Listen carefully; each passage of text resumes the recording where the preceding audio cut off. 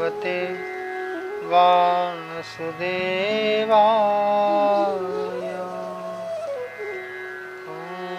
ॐ नमो भगवते वासुदेवाय। ॐ नमो भगवते वासुदेवाय।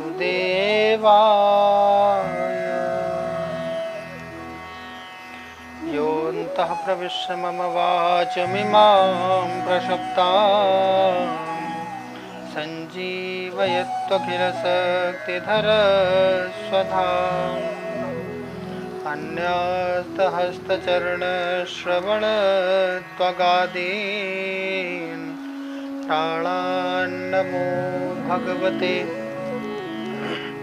पुरुषाय तुभ्यम्। कृष्णाय वासुदेवाय हरे परमात्मने प्रणतः क्लेशनाशाय गोविन्दाय नमो नमः। राधा कृष्णात्मिका नित्यं कृष्णो राधात्मको ध्रुवम्। वृन्दावनेश्वरीं राधा राधैवाराध्यते मया। मूकं करोतु वाचालं पङ्गुं लङ्घयते गिरिं यत्कृपातमहं वन्दे परमानन्दमाधवम्। सर्वे भवन्तु सुखिनः सर्वे सन्तु निरामया सर्वे भद्राणि पश्यन्तु मा कश्चित् दुःखभाग् भवेत्। आनंद कंद कृष्णचंद्र भगवान के पाद पद्मों को प्रणाम करते हुए आज हम लोग सप्तम इस अध्याय के महात्म पर चर्चा करने के लिए एकत्रित हैं।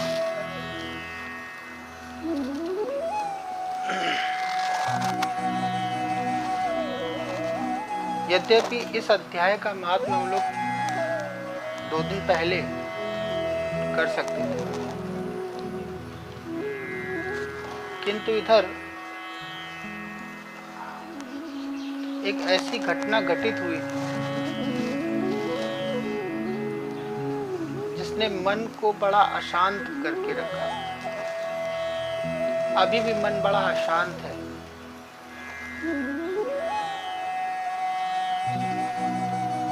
कई लोगों के द्वारा 2 संतों की जिस प्रकार हत्या की गई पालघर महाराष्ट्र में, और उससे भी एक बड़ी बात कि उन 2 संतों को ले जा रहा एक टैक्सी ड्राइवर, जिसने कुछ पैसे के लिए 2 सवारियों को कहीं से लिया और सोचा होगा कि ये सवारियां छोड़कर मैं अपने घर में कुछ पैसा लेकर के वापस जाऊंगा।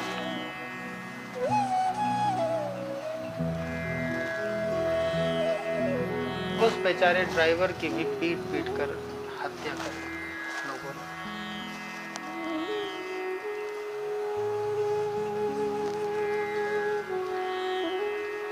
ऐसे लोगों के प्रति कठोरतम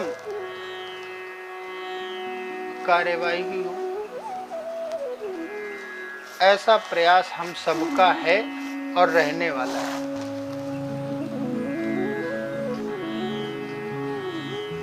और जहां वो दोनों संतों की हत्या की गई है,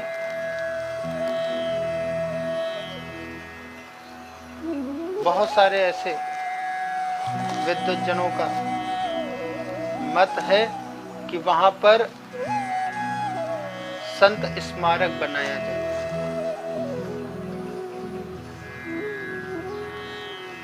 जिससे आने वाले समय में भी इस घटना को लोग याद रख सकें।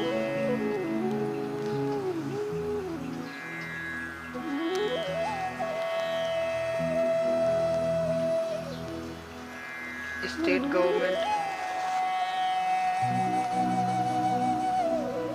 पूरे मामले में कड़ाई से कार्यवाही करे। केंद्र सरकार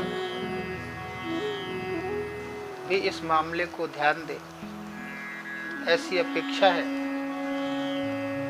भारी मन के साथ आज के विषय को हम लोग लें। भोलेनाथ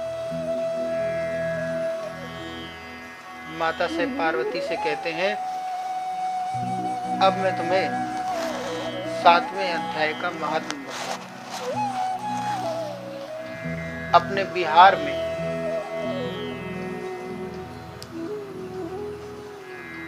पटना शहर की कथा है, जिसका पुराना नाम होता था पाटलिपुत्र।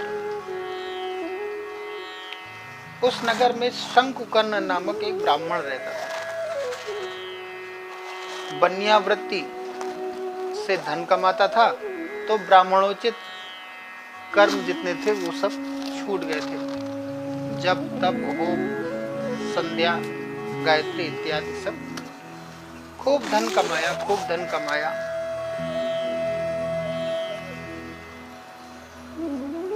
तीन विवाह किए। चौथा विवाह करने की इच्छा हुई तो बारात लेकर के जा रहे थे, मार्ग में कहीं पड़ाव डाला। एक सर्प ने आकर के मध्य रात्रि में उसकी बाह में, जो शंकुकर्ण नामक ब्राह्मण है, उसकी बाह में काट लिया। देखते ही देखते पूरे शरीर में जहर फैल गया। फिर तो किसी भी उपचार से उसकी जान बचाई नहीं जा सकती। कुछ ही समय में प्राण पखेरु उड़ गए। कालांतर में वही शंकुकर्ण नामक ब्राह्मण एक सर्प बना। सर्प बना तो उसको याद आया, मैंने तो बहुत सारा धन गाड़ के रखा है।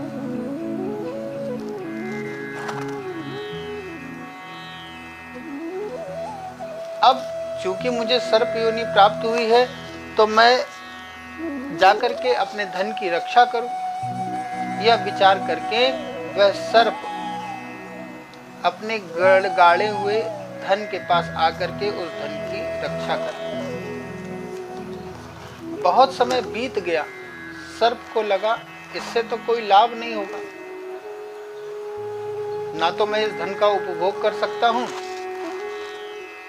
और इस धन के चक्कर में मैं यहीं बंधा रह जाऊंगा।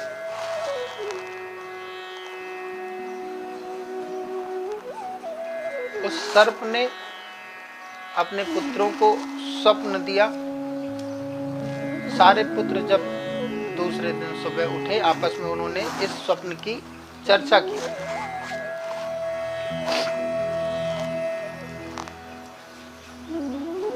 उनमें से मंझला पुत्र, उसने विचार किया कि हो सकता है स्वप्न में जो बात उस सर्प ने बताई है वो सत्य हो।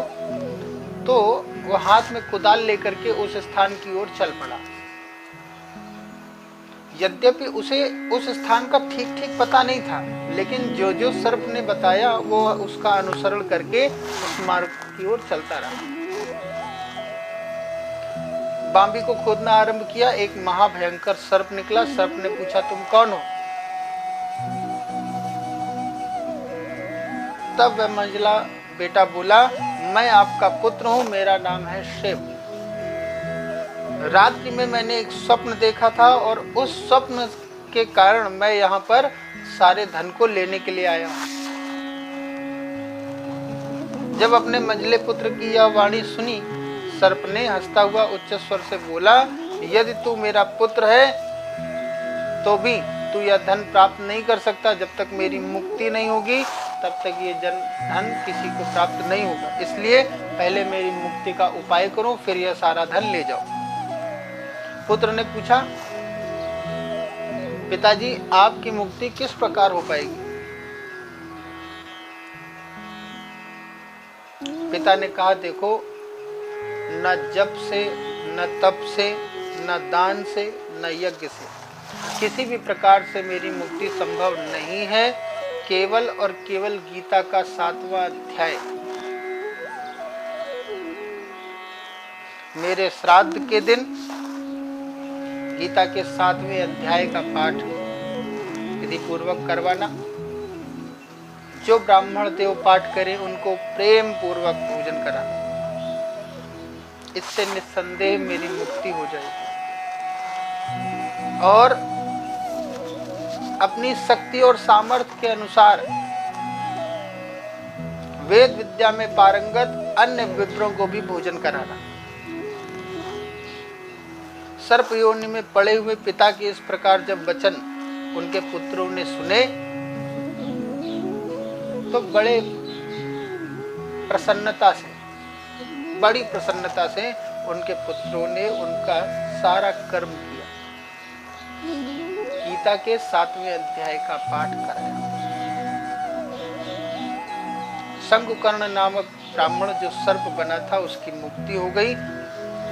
उसके द्वारा रक्षित सारा धन उसके पुत्रों को मिल गया। पुत्रों की धर्म बुद्धि के कारण उन्होंने उस धन का धर्म में व्यय किया।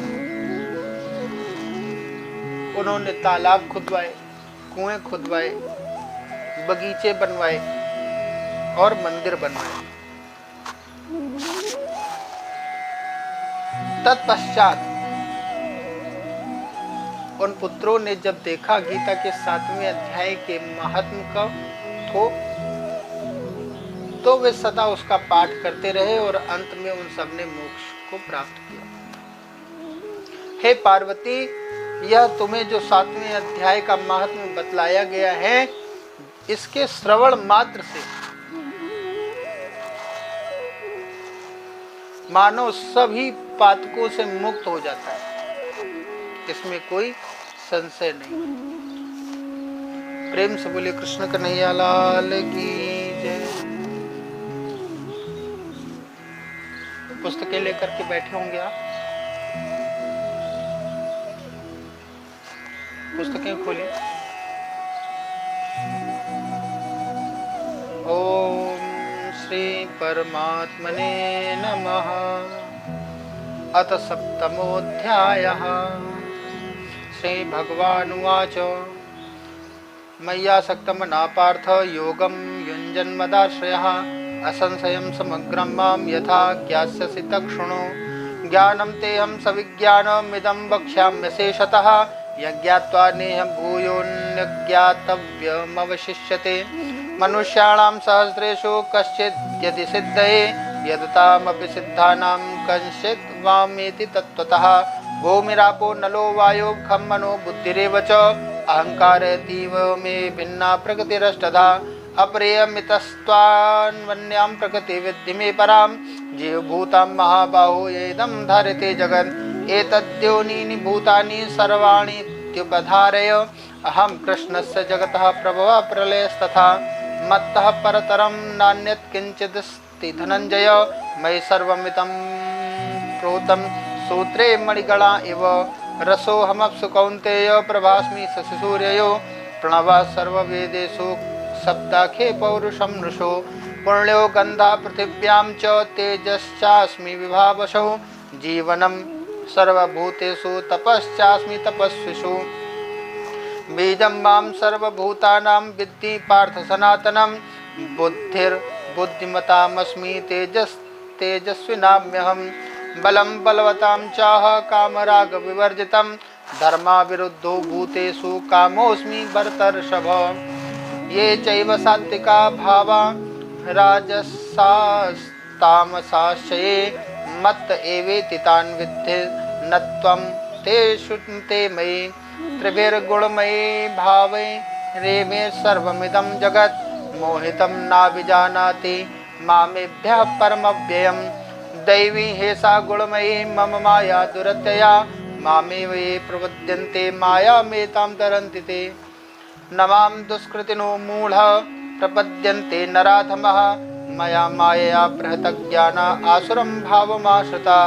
चतुर्विधा भजन्ते मां जना सुकृतिनोऽर्जुन। आर्तो जिज्ञासुरर्थार्थी ज्ञानी च भरतर्षभ। तेषां ज्ञानी नित्ययुक्त एक भक्तिर्विशिष्यते प्रियो हि ज्ञानिनोत्यर्थमहं सचमप्रियः उदारा सर्व एवैते ज्ञानी त्वात्मैव मे मतम् आस्थितः सहि युक्तात्मा मामे वानुत्तमां गतिम् बहूनां जन्मनामन्ते ज्ञानवान् मां प्रपद्यते वासुदेवः सर्वमिति स महात्मा स दुर्लभः कामैस्तैस्तैर्हृतज्ञाना प्रपद्यन्तेऽन्यदेवता तं तं नियमास्थाय प्रकृत्या नियता स्वया यो यो यां यां तनुं भक्ता श्रद्धयार्चितुमिच्छते तस्य तस्याचलां श्रद्धां मामे तामेव विददाम्यहम् सा तया श्रद्धया युक्तस्तस्याराधनमीयते लभते च ततः कामान् मयैव विहितान् हितान् अन्तवत्तु बलं तेषां तद्भवत्यल्पमेधसां देवान् देवयजो यान्ति मद्भक्त्या यान्ति मामपि अव्यक्तं व्यक्तिमापन्नं मन्यन्ते माम बुद्धयः परं भावमजानन्तो ममाव्ययमनुत्तमम् नाहं प्रकाशः सर्वस्य योगमाया समावृतः मूढोऽयं नाभिजानाति लोको मामव्ययम् वेदाहं समतीतानि वर्तमानानि चार्जुन भविष्याणि च भूतानि मां तु वेद न कश्चन इच्छाद्वेषसमुत्थेन द्वन्द्वमोहेन भारत सर्वभूतानि सम्मोहं सर्गे यान्ति परन्तपः येषां त्वन्तगतं पापं जनानां पुण्यकर्मणां ते द्वन्द्वमोह निर्मुक्ता भजन्ते माम दृढव्रता जरा मरण मोक्षाय मामाश्रित्य यतन्ति ये ते ब्रह्म तद्विदुः कृष्णमध्यात्मज कर्म चाखिलं साधिभूतादिदैवं मां साधियज्ञं च ये विदुः प्रयाणकालेऽपि च मां ते विदुर्युक्तस्य चेतसः ओम तत्सत् श्रीमद्भगवद्गीतासूपनिषत्सु ब्रह्म विद्यायां योगशास्त्रे श्रीकृष्ण अर्जुन संवादे ज्ञान विज्ञान योगो नाम सप्तमः। ओम श्रीकृष्णार्पणमस्तु। सर्वे भवन्तु सुखिनः, सर्वे सन्तु निरामया, सर्वे भद्राणि पश्यन्तु, मा कश्चित् दुःखभाग् भवेत्। प्रेम से बोले कृष्ण कन्हैया लाल की।